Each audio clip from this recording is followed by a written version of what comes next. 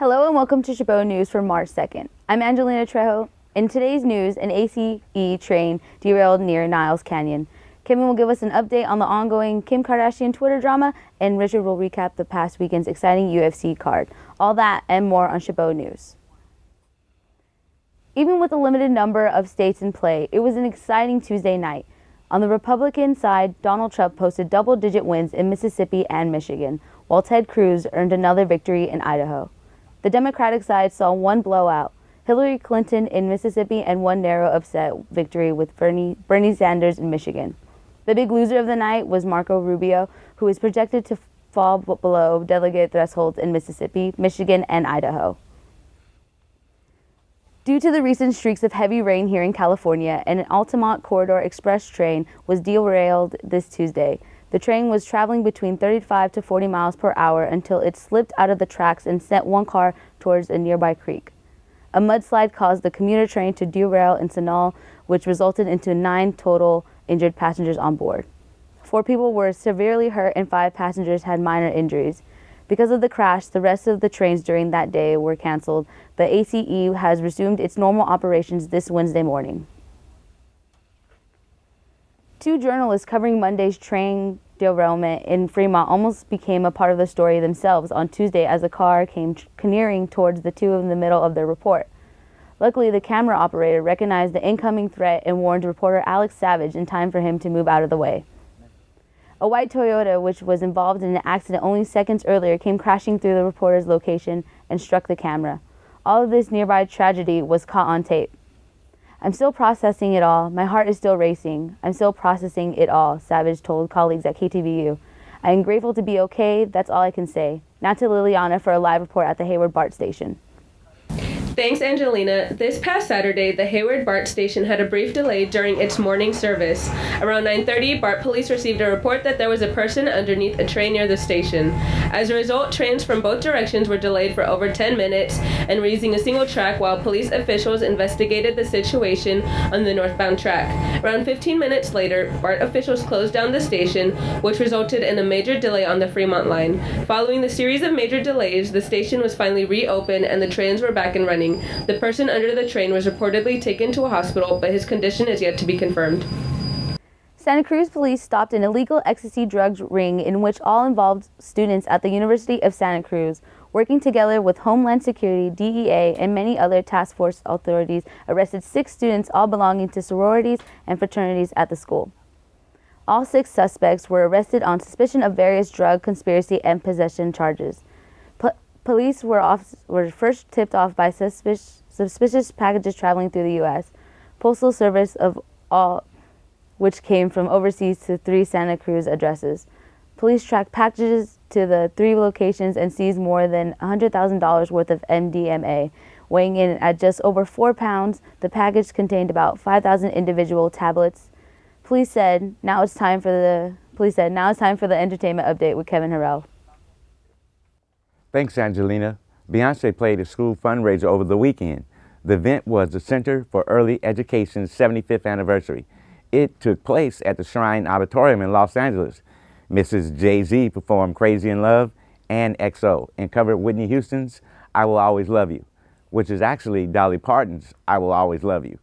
There's been speculation that Beyonce's 4-year-old daughter, Blue Ivy, attends the Center for Early Education, but the Huffington Post reported her reps haven't confirmed.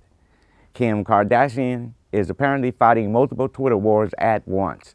She's like a Twitter ninja or something. Realizing she hasn't tweeted a new picture of herself in hours, Kardashian tweeted out a picture of herself without clothes and a couple of black bars to cover the body parts we have already seen. Predictably, she got the attention she wanted. Beth Midler tweeted, "Kim Kardashian tweeted a nude selfie today. If Kim wants us to see a part of her we've never seen, she's going to have to swallow the camera." You have to admit that's pretty funny, and probably true.